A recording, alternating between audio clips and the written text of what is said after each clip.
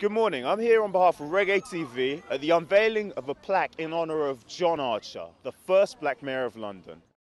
And these people have gathered to honour a true political pioneer whose achievements are as significant as those of any other black Briton of the past 100 or more years. In 1913, this man attained a feat that is, in its way, more remarkable than Barack Obama's successful ascent to the US presidency. In a predominantly white borough of London, John Richard Archer became the mayor of Battersea and the first black mayor in London. And in so doing, he made history. He truly is Britain's own Obama. The first thing we have to remember is John Archer was born in 1863.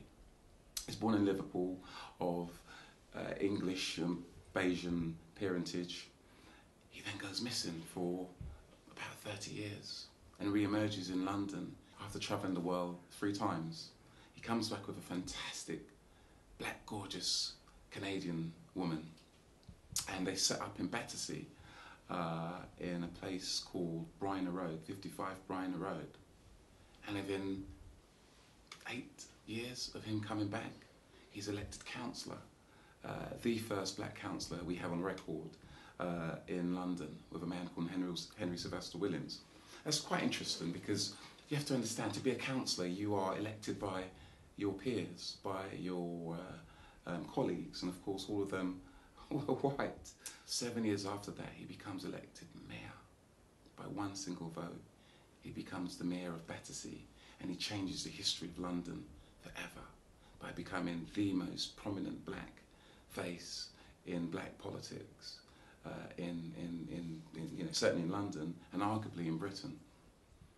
And after that, in 1918, he is re-elected as a councillor, this time on a different ticket, this time by the Labour Party. He's an agent for a number of people, including electing the first Asian mayor of the 20th century, also in Battersea actually. He becomes the deputy leader of the Labour Party, which of course at that time is, if not the largest, then certainly the second largest party in Britain. He's a fantastic example of someone who's achieved despite all the odds. And we are absolutely delighted to have studied him and got these young people involved. And we have now placed a plaque on his former address, which is 214 Battersea Park Road. It's been an honour to pay tribute to such a wonderful, remarkable man. The Trust Nubian Jack has set up on 214 Battersea Road a blue plaque for him in his honour. And we hope many people, when they look at it, will get to know who he is. Why should we know about Battersea's dog home and John Archer is not known of? We gotta change it. I'm not chasing the dogs from Battersea, but we gotta make known that we have a great figure, a great role model, and we're gonna change this celebrity role models. Let's get into history. Let's dig the depth of history to make role models out of it so that you all can be inspired to aspire. That's how I want to see things go. Give me some claps, the fingers, man. And all here, 1, 2, 1, 2, 3, 4. That's better. Drums up, Battersea beat.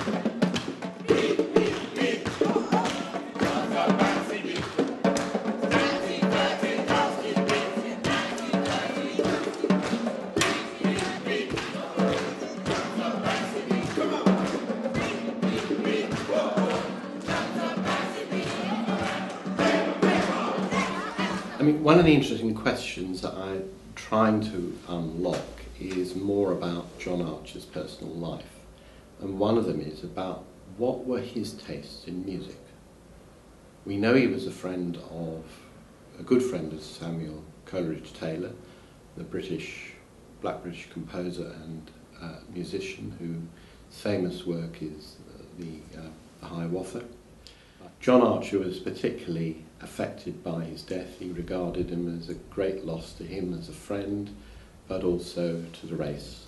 We know he was at the funeral, But did he also go and see other black musical entertainers? Did, for instance, in 1908, did he go and see the smash hit US black show in Dahomey? When Paul Robeson was beginning to become popular in the late 1920s and performed Othello, was John Archer, did he manage to go and hear Paul Robeson and see him in Othello? It's interesting, for example, that in May 1919, when they had a big peace celebration dance at Battersea Town Hall, the band for the night was a black American jazz band. And I just wonder whether through his networks Archer helped to get that contract for that band, because he would have probably have met the leader, Pollard, through his activities as the president of the African Progress Union, who would have been linking up with the black ex-servicemen who remained in Britain for a while after the end of the First World War.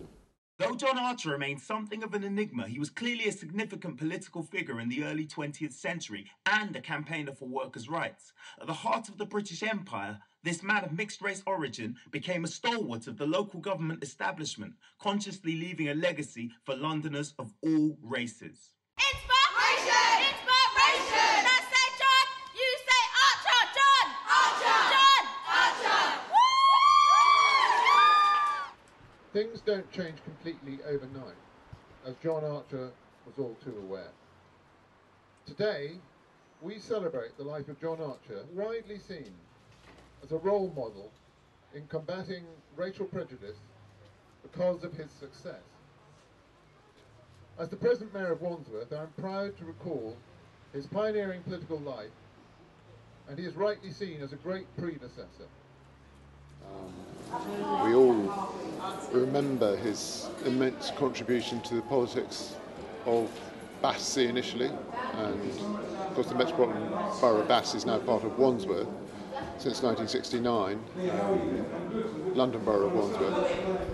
But his contribution is recognised pretty well every week when we have citizenship ceremonies for those who want to those of foreign nationality who want to join the British family, as we say, in a global city, to point out that people from all sorts of different backgrounds are recognised and have been recognised for their abilities rather than from where they come from or what colour they happen to be.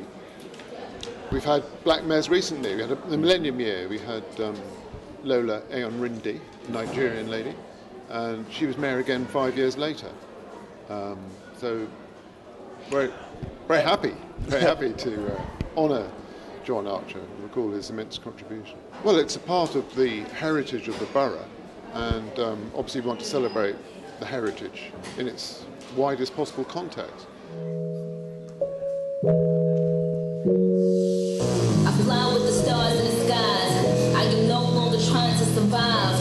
I believe that life is a prize, but to live doesn't mean you're alive. Don't worry about me and who I fire. I get what I desire. It's my empire, and yes, I call the shots. I am the umpire. I sprinkle holes. Bow to me, drop down to your knees. Your money, the mafia, that's where the love sees. I'm in the. I have become alive.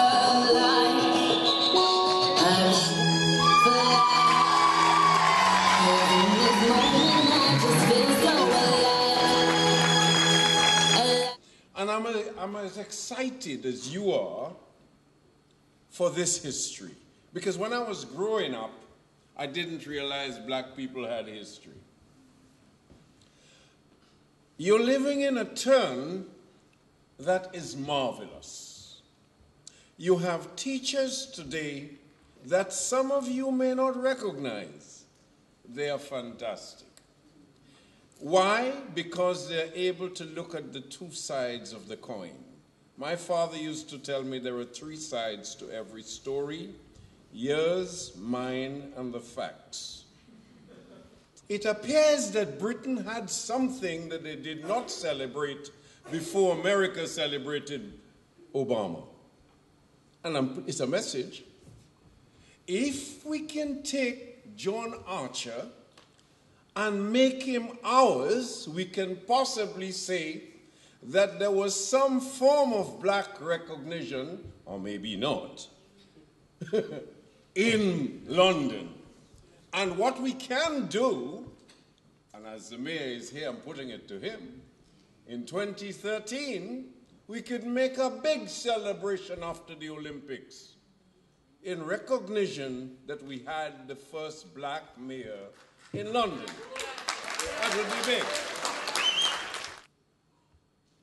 So we have something to celebrate. Sean, when you gave me the poem Drums of Battersea, I read it through. And I thought, the African tradition, as you would hear how we would put it, is a fascinating tradition. Well, I am a historian, oral historian, broadcaster, writer, working quite a lot in the field of creative education. And what I have back here to do today with Nubian Jack, working with children, bringing the history to them, along with Sean Crichton, the historian who actually discovered and brought this to life. What the children presented are reflections of what they got from this history. So I'm rather pleased with the work that the children have done. There's a lot of presentation skills one has to teach to many of them. They want to do it. Some of them are shy, capable, but they can be helped a lot with the parents, grandparents. You have a lot of history likewise to pass on to them. So I think today's beginning is an inspiration. And if we follow it up, we will get a new generation of inspired people. I mean, we've seen some of the work that the children have done, and it's been very impressive. Can I ask what you'd hope they would take away from this project? Well, I would hope they would take away a deeper insight into local history. I think it's very hard for children to have a connection with the area that they live in and what went on in the past. So it's good, I think, for them to dig deeper into local history. I think it's good also for them to get a clearer understanding of what it was like for a black man to have an impact in the early 20th century, as John Archer did, and how against the odds that was, and to take that into their own lives as a means of spurring them on to greater achievement themselves, and not looking at the obstacles, but what is possible for somebody to do. My name is Sean. Yep. And what have you learnt about John Archer so far? He was the first black mayor in Battersea, and which meant he was the first black mayor of London. That everyone can try new things, and it doesn't matter if you're different colours or not. The Heritage Lottery Fund contributed towards the series of workshops conducted with the 5 local schools, which have engaged over 100 students. These workshop sessions have provided training in researching, photography and public speaking. The funding has also contributed towards the production of the exhibition, which is shortly to start touring the libraries in Wandsworth, a project booklet and the installation of this plaque at the site of John Archer's photographic studio. There's a quote. The people of Wandsworth have a long-standing reputation for tolerance and for valuing people by the contribution they make to society, rather than the colour of their skin, their ethnic origin, or their place of birth. And these are facts, not generalisations. People are frequently amazed to hear that London's first black mayor was elected in Battersea in 1913, 97 years ago. He is certainly not forgotten. It has been 97 years, but it's not too late. It's not too late to honour this great man. So after 3, everybody. 1, 2, 3,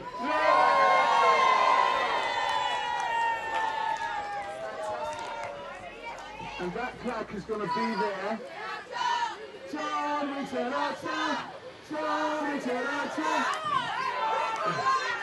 all of your names are behind that plaque, remember that. So every time you walk past this plaque, you will know that you've had something to do with that, and that's going to be there forever, until that building's there, yeah? So wonderful, give yourselves a round of applause for that. Thank you very much. Right. I'm inspired by the concept of actually producing a plaque where children in year 10 and 11 at this stage in their life have got their names on the back of a plaque, and in years to come they'll be able to come back to this point at any point in time and say, I was part of that.